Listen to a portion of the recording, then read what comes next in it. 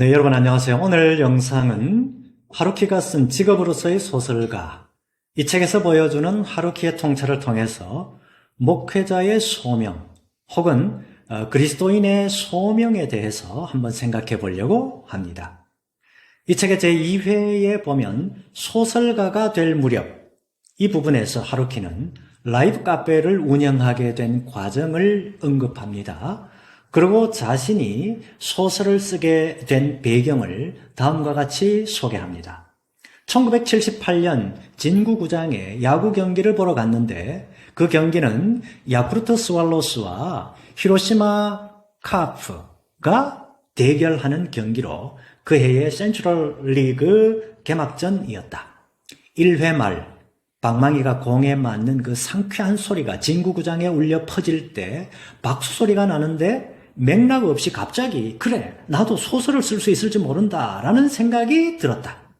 그것은 일종의 계시 같은 것으로 본질에 도련한 현현, 즉 에피파니로서 시합이 끝난 후 원고지와 만년필을 구입해서 가게 일을 끝낸 주방 식탁 앞에 앉아 새벽까지 소설을 썼다. 그래서 반년 만에 나온 소설이 바람의 노래를 들으라 였다. 자, 이게 바로 저자의 고백입니다. 자, 이런 이 하루키의 고백은 우리에게 놀랍게 다가옵니다. 생각해 보십시오. 야구 경기를 관람하다가 그것도 갑자기 소설을 써야겠다. 이런 생각이 들었다라고 고백하는 이 저자의 고백은 우리가 이성적으로 생각하면 이 맥락도 없고 사실 이 뜬금도 없는 그런 일이 아닐 수가 없죠. 물론 그동안 이 저자 하루키는 나름 책도 많이 읽었을 거고요. 또 나름 세상 경험도 했을 것입니다. 특히 이제 하루키는 음악 애호가이지 않습니까? 다양한 음악을 즐겨왔던 인물입니다. 그러나 그렇다고 해서 누구나 야구 경기를 관람하다가 갑자기 소설을 써야 되겠다 이렇게 생각하는 것은 아니지 않습니까? 확실히 저자의 이런 독특한 경험은 외부로부터의 어떤 힘의 이끌림을 받지 않고서는 일어날 수 없는 일이다. 이렇게 눈치챌 수가 있습니다. 성경에 나타난 위대한 하나님의 사람들은 하나같이 자신의 의지, 자신의 의도하고는 무관하게 하나님의 직접적인 개입으로 소명의 자리에 들어간 것을 볼 수 있습니다. 하나님은 떨기나무 불꽃 가운데서 모세에게 나타나셔서 말씀하시죠. 네 발에서 신을 벗어라. 그리고 그를 이스라엘의 지도자로 세우시고 출애굽의 사명을 감당하게 하십니다.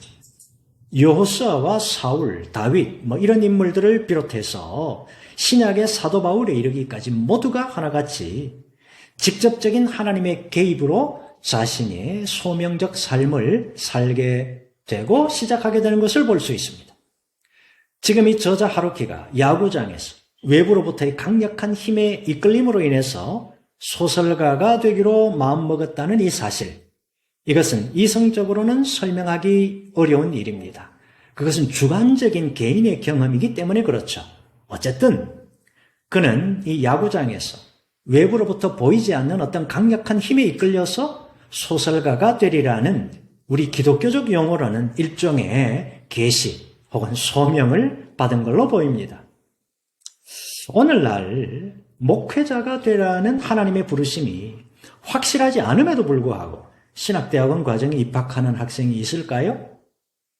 자신의 소명의식에 근거하지 않고 주변인의 권유로 인해서 신학대학원 과정에 입학하는 경우가 전혀 없지는 않을 거라고 생각이 됩니다. 물론 그런 경우라 하더라도 공부를 하는 과정에서 목회자로 부름받았다는 자신의 소명을 점점 더 분명히 경험할 수가 또 있겠죠. 그러나 기본적으로 신학대학은 목회자 양성 과정인 신학대학원 과정에서 소명의식이 분명한 후보자를 선발해야 되겠죠. 그것은 목회직이 세상의 다른 직업과는 다른 비교 우위의 직이기 때문에 그런 것이 아니라 목회직을 수행할 개인의 능력 여부와는 무관하게 목회직 수행은 전적인 하나님의 부르심이 있어야만 제대로 수행할 수 있는 직이기 때문에 그렇습니다. 종교개혁자 깔뱅이 주장해온 온 성도 제사장직, 이걸 만인제사장직이라고 그러죠. 이 온 성도 제사장직은 직업들 사이에 위계를 인정하던 전통적인 중세의 직업관을 뒤엎어버리는 전복시키는 아주 그런 혁명적인 주장이었습니다. 이러한 이 깔뱅의 주장에 따르면 분명히 기독교적 의미에서 모든 직업은 하나님이 자신에게 주신 소명으로 이해할 수가 있습니다. 그럼에도 불구하고 깔뱅은 목회직이 그 직을 수행하는 내용에 있어서의 어떤 특수성으로 인해서 다른 직업들과는 다른 독특한 직이다, 이 사실을 언급한 바가 있습니다. 물론 목회직의 특수성이란 이 직업들 사이의 위계를 언급하는 것이 아니라 목회직 수행의 내용이 갖고 있는 특수성, 이거를 의미하죠. 어떤 사람은 목회직 혹은 목회자가 되는 과정은 얼마나 어려운가, 이런 질문을 합니다. 그러나 이런 질문은 목회직 이해에 있어서 부차적인 질문일 따름입니다. 목회자로 부름을 받았다고 한다면 어떤 장애물과 어떤 한계가 있다고 하더라도, 어떤 자질이 부족하다 하더라도 목회의 길을 걸어갈 수가 있고 또 걸어가야 하기 때문에 그렇습니다.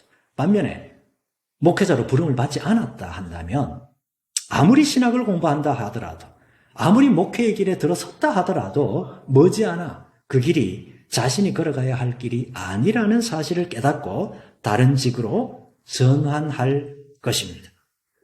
그러므로 목회자 과정을 이수하기로 마음을 먹었거나 목회자 과정을 이수 중이거나 혹은 목회직을 지금 수행 중인 목회자는 지속적으로 스스로에게 질문해야 할 질문이 있죠. 그것은 하나님께서 나를 목회자로 불러주셨는가? 라는 질문입니다. 보다 구체적으로 과거에 나를 목회자로 불러주신 그 하나님은 지금도 여전히 목회자 또 목회 사역을 감당하기를 원하고 계시는가? 라는 질문을 스스로에게 해봐야 된다는 거죠. 이런 질문은 일찍이 청교도 목회자인 리차드 박스터에게서 찾아볼 수가 있습니다. 리차드 박스터는 자신의 마지막 저서인 참된 목자라는 책에서 동시대 목회자들에게 이렇게 권면합니다. 목회자는 목회자로서 자신의 소명을 지속적으로 확인해야 된다, 그렇게 말입니다. 최근 이 북미의 목회 윤리학자 중에는 목회직의 소명과 관련해서 이렇게 주장합니다. 다른 직업에 종사하다가 목회직으로 부름받는 것을 소명이라고 여기듯이 목회직을 감당하다가 다른 직업으로 이동하는 것 역시 일종의 소명일 수가 있다.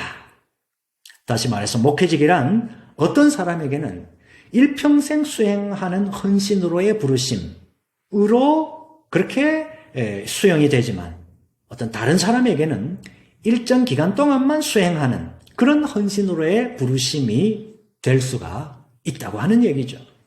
목회직이 일평생 수행하는 직이 아니라 일정 기간 동안만 수행하는 직이 될 수 있다는 이런 주장은 목회직의 소명을 일평생 수행하는 직으로의 부르심이라고 여겨온 이 한국교회의 전통하고는 맞지 않죠. 이런 이해에 근거해보면 아주 급진적인 주장이 아닐 수가 없을 겁니다. 그러나 최근 들어서 목회 환경의 다변화와 현대 목회의 다양성으로 인해서 목회직을 감당하다가 다른 직으로 이동하는 경우는 상당히 많이 나타나고 있습니다. 다양한 형태의 이중직 목회가 또한 증가하고 있는 추세, 이런 것들을 고려하면 향후에 목회자의 소명에 대한 한국교회의 전통적인 인식, 한 번 목회자는 영원한 목사라고 하는 그 목회직 소명에 대한 전통적 이해가 이제 조금 수정될 가능성이 있어 보입니다. 이전에는 목회 사역을 감당하다가 다른 직업으로 전환하는 목회자를 목회 실패자라고 낙인 찍는 어떤 그런 분위기였다면 앞으로는 이런 부정적인 인식이 점진적으로 약화될 수가 있다고 하는 얘기겠죠. 목회직에 있어서의 소명, 이것은 시대에 따라서 다르게 변화될 가능성에 열려 있다고 하는 얘기입니다.